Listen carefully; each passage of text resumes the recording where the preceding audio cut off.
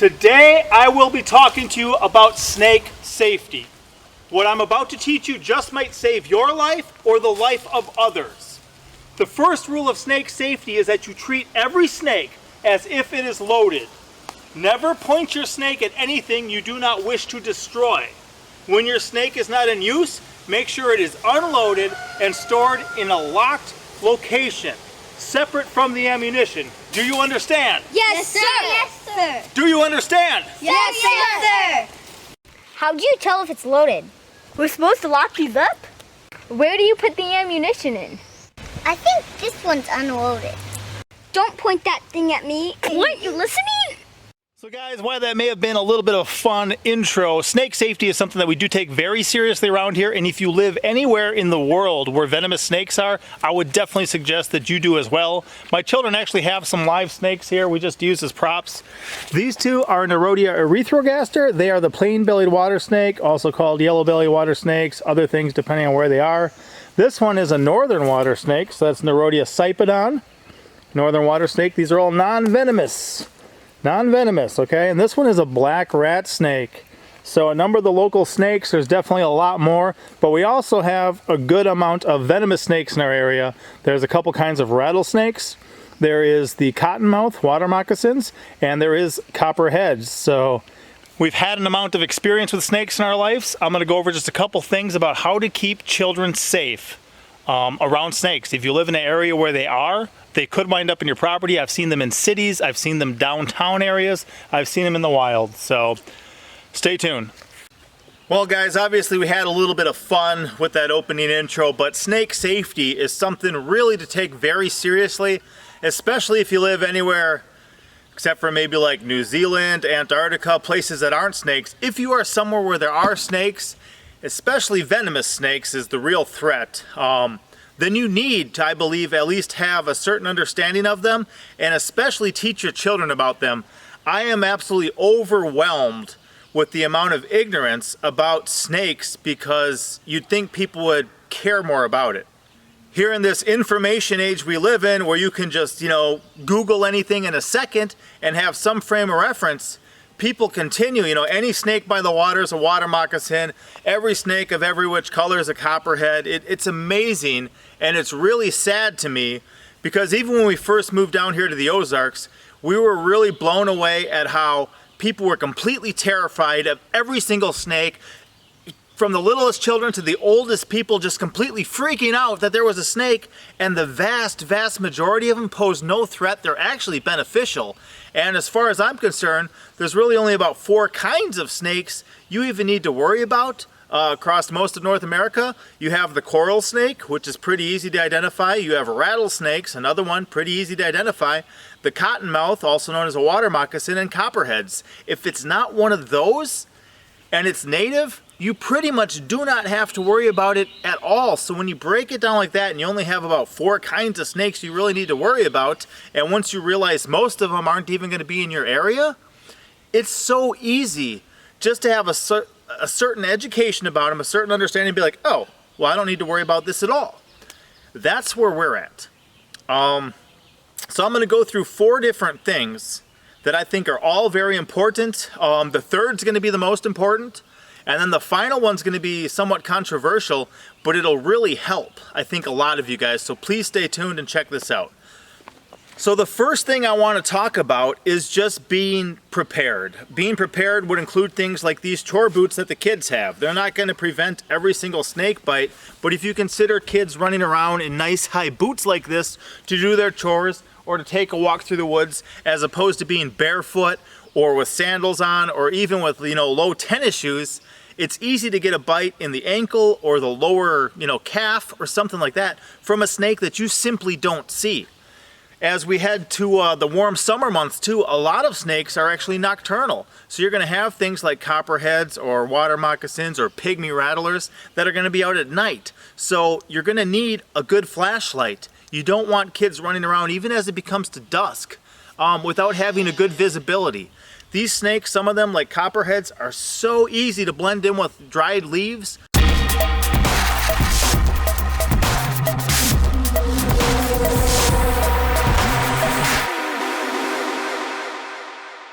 they can be there, sitting there, and you'll never know until you step too close to them. They feel threatened, and then they bite you in response to that. I have a video about when copperheads attack, and that really talks about how when they attack you, they're only defending themselves. You're tromping along, they don't see, you don't see them. All of a sudden you come along as some big person, they're like, ah, what am I gonna do? So they bite you in defense. It's kind of like if somebody kicks in the door of your house in the middle of the night and you happen to have a handgun, near you. You may grab your handgun and pull it on them. You're not aggressing them, you're defending yourself. And that's what a lot of these snakes are doing. I've personally never been chased by a snake. I've never been bit by one that I wasn't trying to catch or interact with. So that's something to keep in mind. Number one thing, snake safety, just be able to protect yourself and to see what's going on. The second one I want to talk to you guys about is habitat. What I found a lot, especially when I moved down here to the Ozarks, is there are so many people who do not like snakes, but then they provide so much habitat for them. This brush pile behind me, this is a great habitat for snakes. Now I didn't just want to burn this, I want to chipper shred it and use the mulch. But I've got to get this cleaned up eventually, or I'm going to be housing things like rabbits and rodents, which then are part of the food supply for different snakes. It's a great place. A snake can get in there, you really ain't getting it out. So whether it's natural stuff like branches or logs, or whether it's piles of debris and garbage, a lot of people who look for snakes, like herpers, field herpers, people who go out looking for snakes, they really like artificial cover because they know a piece of tin laying on the ground, a board laying on the ground, some old sign, billboard that blew down. If you can lift up and peek underneath those things, that's a great habitat for snakes. So the more stuff you have laying around like that, the more you're not going to attract snakes to your property, but snakes that are cruising through your property are going to have a place to stay. They're going to have a nice safe home, somewhere just to kind of hang out and find that food that you're also providing a home for with mice and rodents and stuff. So you gotta watch. Pretty much if you have a really tidy area, if you keep your property really well maintained, avoid piles of junk, avoid piles of brush, kind of even if you got a whole bunch of thicket stuff, that's a lot of times where you're going to find these snakes. Kids kick a ball in there, they go reaching their hand in to get the ball out, and if it's thicker, the sheep have eaten this one down quite a bit, but if it's thicker, you may not see what's in there, and when your hand comes reaching right next to that snake, it's going to defend itself and it's going to bite you in the hand, and you're going to have a problem, or your children's hands. So the third thing, and the most important thing when it comes to snake safety, is education. I kind of talked about that in the opener, but if you are able to understand, there's a nice kind of field guide of Arkansas snakes that the Arkansas Game and Fish Commission puts out. It has one nice photo of each snake, high color, you can see it, and learn some things about it. It'll even show the geographical range. When I lived back in Wisconsin, there were only 2 types of venomous snakes native to the state. They both had rattles, they were both rattlesnakes, and I never seen either of them even though I looked. They were rare or endangered because a lot of people just kill them, but pretty much that means unless a water moccasin, a cottonmouth, had caught a ride up with some people from Illinois or something like that, any snake by the water that's swimming around that doesn't have a rattle on it is not going to be a venomous snake. I don't need to freak out and get completely terrified of it like a lot of people do. I know that somehow we have kind of this, a lot of people have a fear of snakes just kind of built into them, but really once you understand that the vast majority of them pose no threat whatsoever, there's a certain number of species that I couldn't even get to bite me if I tried. And there's a ton of them that I've been bit by. When I grab them, I mean, he just got me in the face. I don't know if you guys seen that. That I've had no issue with. Just clean the wound and be done with it. There's no venom. If you're not grabbing them like I am, because most people too, you gotta remember, get bit when they're trying to kill them or catch them. If you realize it's a harmless snake and you're just gonna leave it alone and you're not gonna try to kill it and you're not gonna try to catch it, your chances of getting bit are exponentially decreased. The only thing you really have then is stumbling upon one where you see it and it doesn't see you. I'll probably close this video with a clip just to provide some of that perspective. I did a video about getting attacked by a snake a while ago, and it shows how a lot of people view it and how they share their story, and then it shows what actually happens in reality. And again, it's about perception, but you have to have a good perception.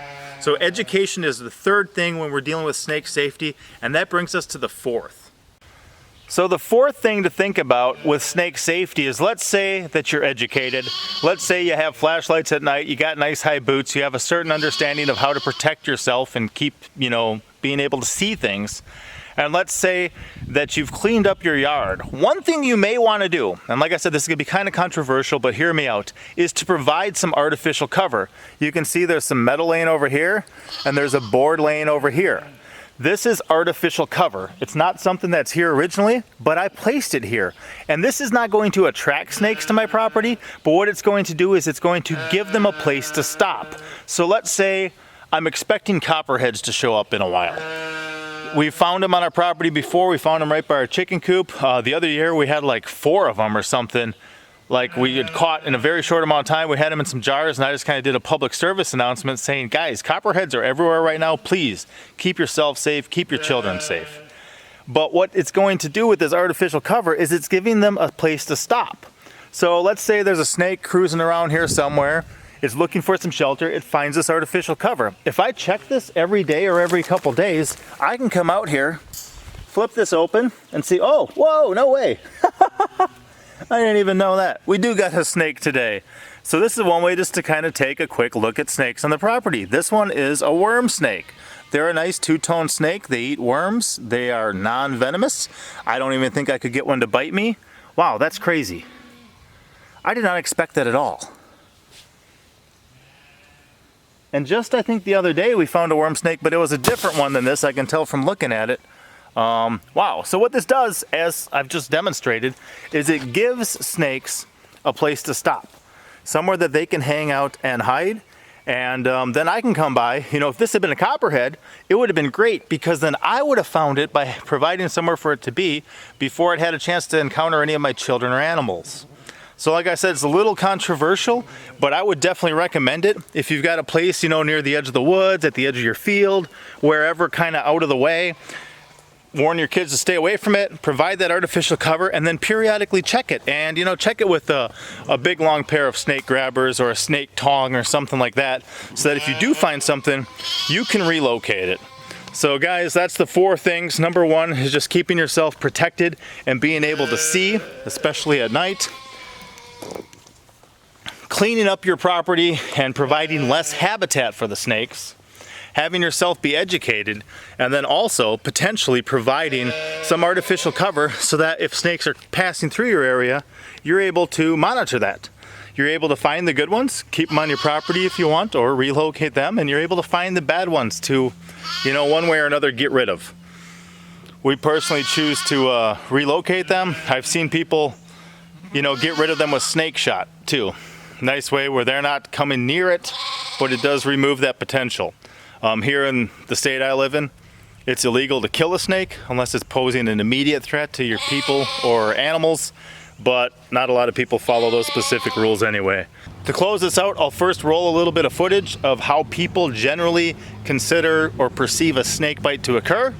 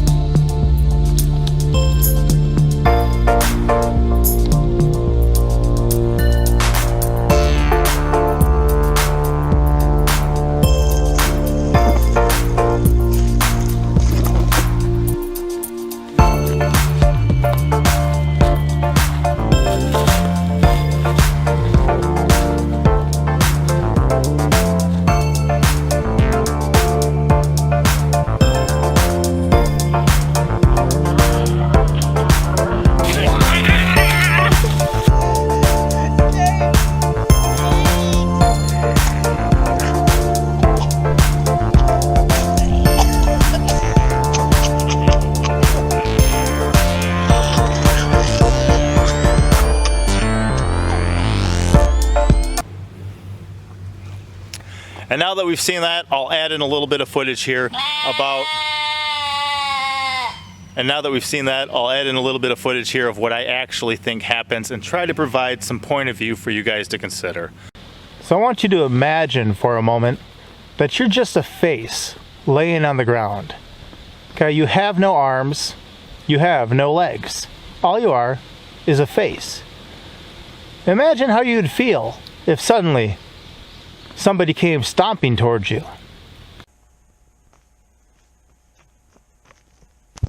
Or maybe some animals came running at you. Or even a group of playful, innocent children came tromping down a path directly towards you. Don't look at it. How would you feel? They're coming right for me. Guys, don't you see me? Hey, don't step on me. I'm down here. Hey. What is your defense? You got two things you can do. You can either try to slither away as quickly as you can because you have no arms or legs, or you can try to bite. But you're not aggressing anyone. You think people are going to step on your face. You think they're going to crush your head. So what do? You try to bite them. Stay safe out there, guys. It's heating up. We're getting towards summer. If you live in an area where there are venomous snakes, start thinking about some of this stuff, and then also seriously get to know the venomous snakes in your area, not on a personal basis, but at least understand what snakes are actually in your area, what are native to your state, and what they look like, especially with the venomous ones, because that's going to help you a lot. Pretty much if you see a black snake with yellow lines in your area, there's no threat. It's going to be a garter snake or a ribbon snake. If you see a green snake of some sort, it's not going to be a problem for you, okay? There's a lot of things that are very simple that if we just take the time to educate ourselves, we can avoid a lot of irrational fear and we can actually keep ourselves a lot safer. So hopefully that helps you guys. I'll see you next time. Papa out.